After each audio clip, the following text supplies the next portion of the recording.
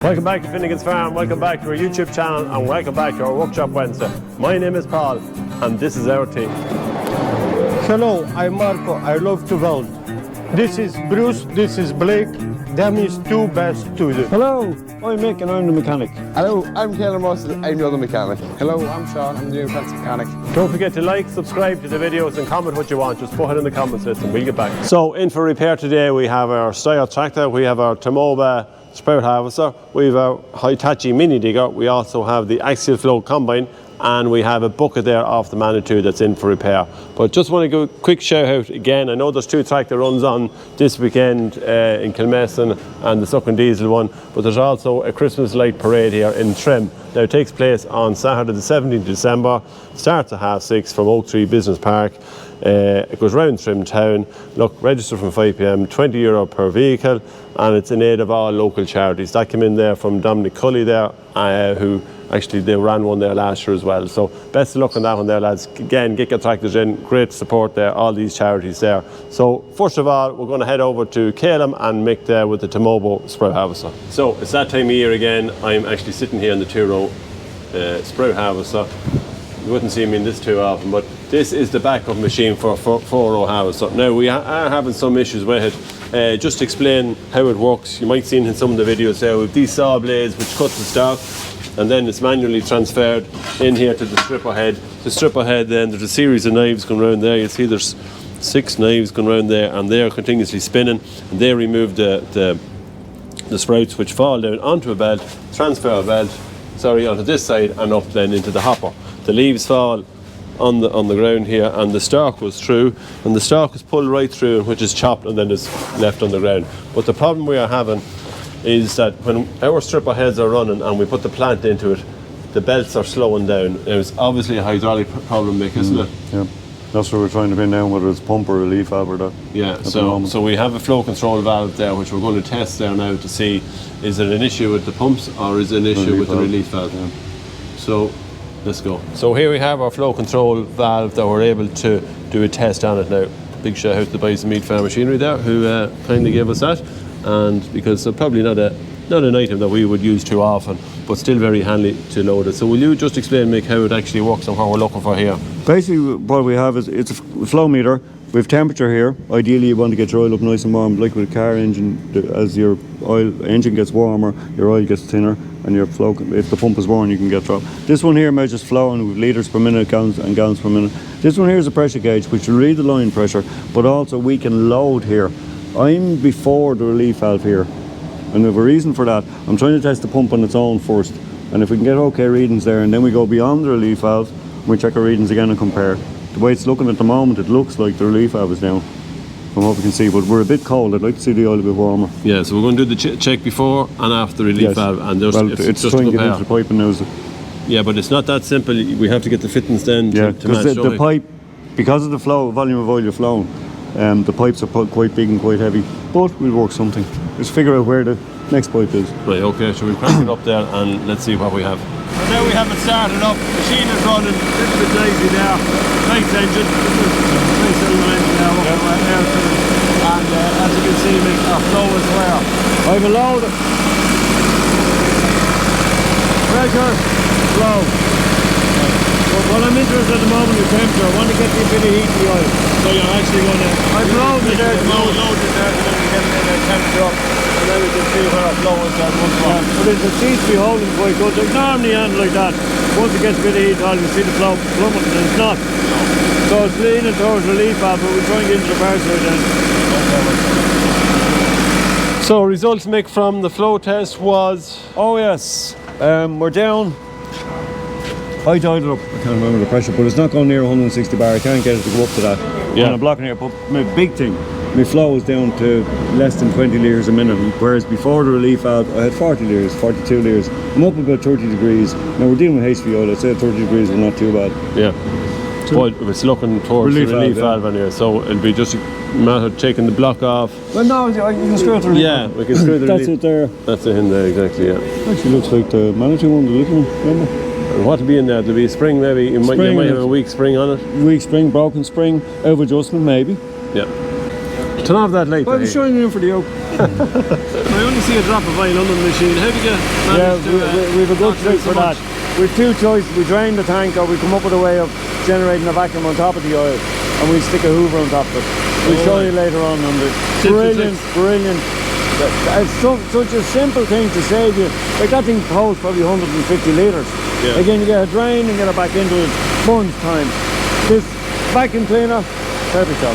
So into the workshop we have our Hitachi small mini digger, as we call it. It's an EX27U, which I don't know, is that 2.7 ton, whatever it yeah. is. Very, very handy machine in the yard for cleaning out some poles or anything to do. We have several buckets for it, but again, a couple of different drivers.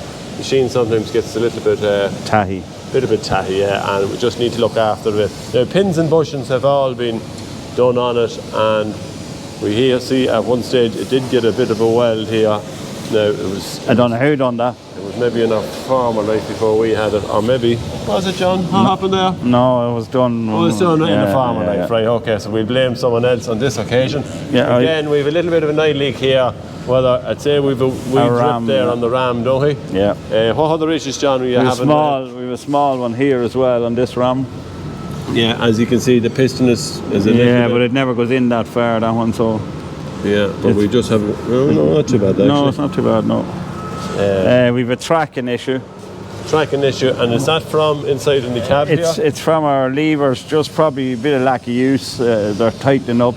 Yeah, so Caleb needs to get in here. Yeah, and free them out, because you could pull the lever and it'd stay going itself, like it just won't go back, it won't return, and it's just an issue. Now, we had an issue with this, but it seems to be working fine now. Mick So was that's at it. what? That's the road. That's It's the a quick double speed, Double yeah, speed on it. yeah. Yeah, so that Other than that, we have a great little engine in it. Needs a service probably. needs a little bit of coil, a bit of TLC there. Bit TLC. I don't know. Yeah. Cahill, he does a bit of that, does Cahill, he? yeah. Oh, Connor maybe, does he? Maybe Connor would be Maybe better we might at get yeah, Connor. yeah, You probably yeah. might get him to do something I'd never do. No, you'd be waiting. Now, as we say, very, very handy. Zero swing machine, zero tail swing on it. And yeah, look, we Little Kubota engine. little Kubota engine. It's absolutely bulletproof come start. Oh, it never fails. Like, Yeah, so tracks are good on it. All the system on it underneath seems to be good. Like, yeah, so look, we just have it in. We're going to do all the jobs to it there now and get it all cleaned up, and hopefully should be good for a good while yet. oh yeah, it'd be no bother. No? Yeah, all right. So we have the bucket here belonging to, well, this is on the Manitou. This bucket, we had it for probably a number of years. Now, every so often, every couple of years, you have to replace the cutting edge on it, because what can happen is that the bucket gets weak at the back and then it might split in the corners. As you can see, Marco has done a bit of repair on this one already. This one was actually, we got this put on it there for years ago. We used to be digging or taking the potatoes out of the store, and it just had less damage on it, but we don't do that anymore. So it's just been used in the farmyard now. Jack has got the other bucket up there, and we need to exchange that one with him as well, because we need to put the cutting edge on it as well. Bit of a job, Marco, is it? When it's nice and clean, it's easy. Yeah. You know, no cover with shite. Yeah. No more shite. Yeah, it's Yeah. So the boys would have cleaned it down and washed it there. Marco just would have came along with the plasma. No, Plasma. for start I cut here with gas. Yeah. Then I use plasma, cut straight and nice. Lovely. So it's important just to get a good weld on it, and not to just keep welding, tack it on first, because it will distort the heat. It'd be like the sea there, wouldn't it? The waves in it. But that's a 25mm cutting edge that's on it. The bucket, it's a 2.4 metre bucket, or just short of 8 foot. So very, very handy. Just more or less the same width as the Manitou there, and a little bit wider maybe just for cleaning out sheds. But just need to get the other one down now and get that one fixed as well. Yeah. All right. So we have a job to do to take a wheel off here on this off the Grimme Harvester, the front axle, and we're looking to take off this wheel motor which is inside. But to get at the wheel motor, we need to take the wheel off. Now this has been laying up because it's a machine that we had, the machine that we bought there for parts. But looking at the nuts there, I don't know how we're going to get these off, Mick. What do you suggest? They're there a long time. It's there a long time. Air gun first, or the impact gun? Yeah, we'll try one move. No good? No. So as you can see here,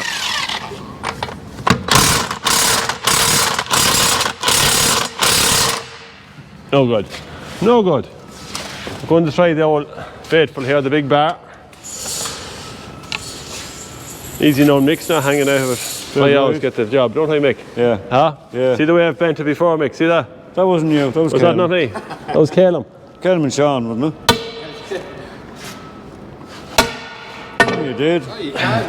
Now, you see, I can still loosen it. But we have a simpler way of doing this. And who tipped off when Caleb Russell decided he'd go off and find a tool that we bought? Now, it's called, give it its full title there, lads. Torque multiplier. Torque multiplier. So this is a torque multiplier, which basically, if I turn this 58 turns, I get one full rotation on the end of my socket. So it leaves it that I need a very small little lever to do the same amount of work that Paul had to do with nearly 8 foot worth of a bar. Now that there, I used to use it an awful lot in the John Deere's, hence why it's nearly painted yellow on the inside the whole time. Right. That's an absolutely fantastic tool. So without breaking much of a sweat, I can set this up. There's a little lever out the side of it which is set up off the wheel stud beside it. Now this one hasn't been touched just yet. Turn anti-clockwise. Just keep turning, and then all of a sudden it's cracked. One hand and we haven't cracked. So while you do all the sweating, or me, I do all the sweating, you do all the easy bit, is that it? Yeah. Now, the beauty about it too is that you don't have to have the wheel on the ground.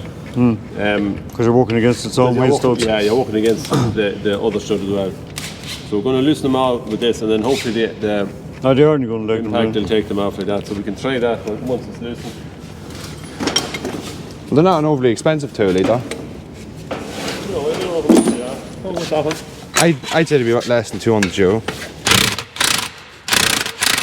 that makes WD. There we go, last one off. Oh my god, I think it's going to. Maybe that's the thing there.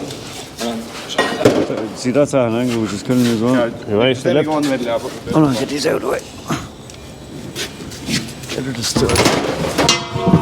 Woo, on the fingers. There you go. So this is really what we want to take off. Wheel is off now. Matter of stripping.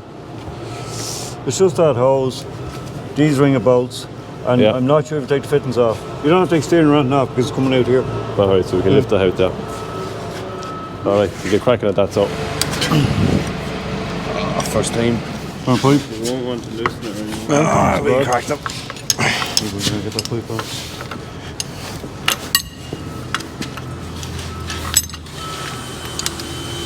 Just about, Mick. So we have ratchet spanners there, that's what we get one to get loose. I think get back in on it as well, I think. I don't know, this sponge will come out all the way. Have to wear away about 2 mil of paint first.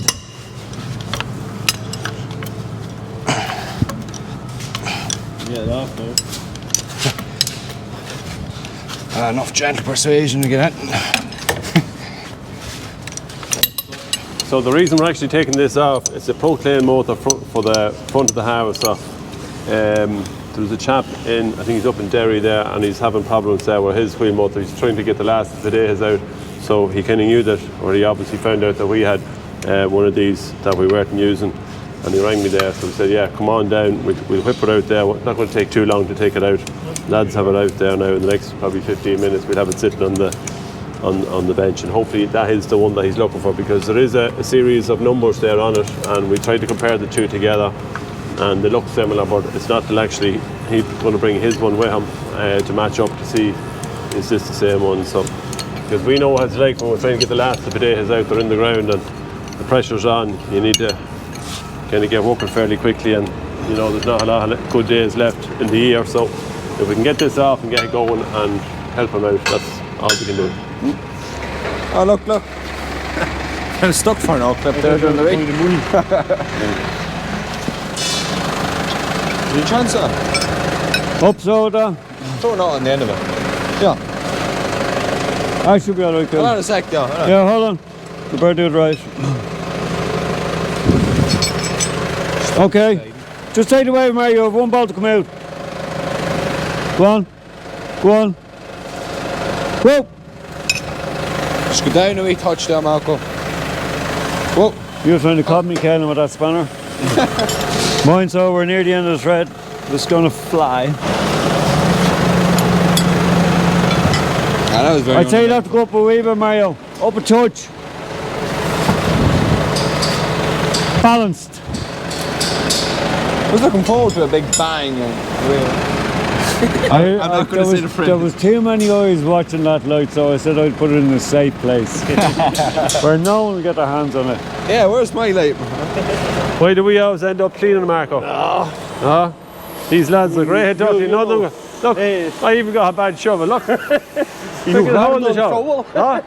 Nothing left to shovel. We've worn away there, so we have. Must be them guys no ticket for drive shovel. Look what? No, Marco, that's not a shovel. The hell No, it's... That's a joke of yours. So we've Axial Flow combine in, giving it a quick watch. The case combine, it was grand and clean, and then all of a sudden John B decides to come over. I don't know why he's at here, Alan. Yeah, I don't know either. He's some genius, so he is. Yeah, is he just trying to deny you there? Yeah, I think so. Look at the side of the combine. Yeah, so he's all this space around the combine and he decides to watch this directly in front of us, splashing a hollow.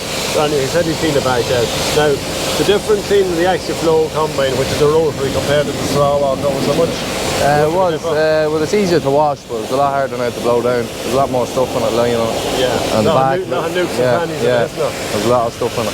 So you would have seen Alan there blowing it down there. He'd done it quite a few times and eventually got it nice and clean, and then we had it clean and John B comes along. Yeah. Anyway, that's life anyway, so what can you do about it?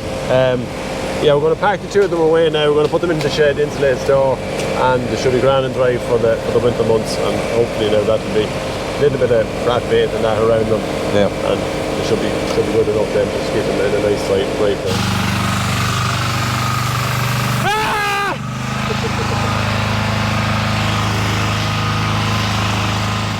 So now it's time for Tips and tricks. So on this week's tips and tricks, anyways, Mick, what have we?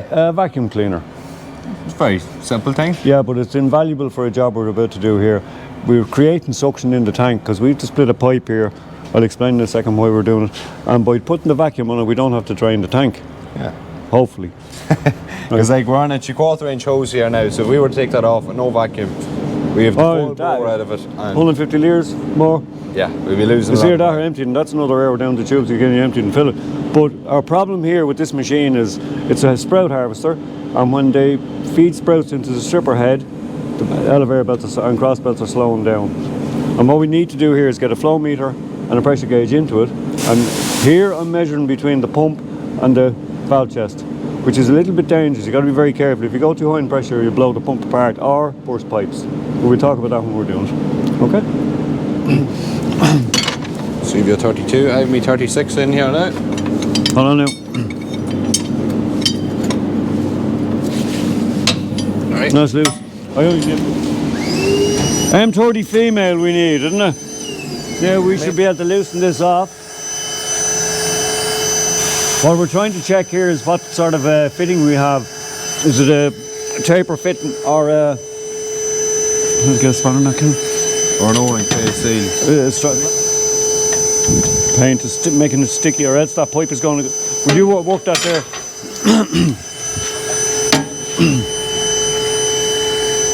Go ahead.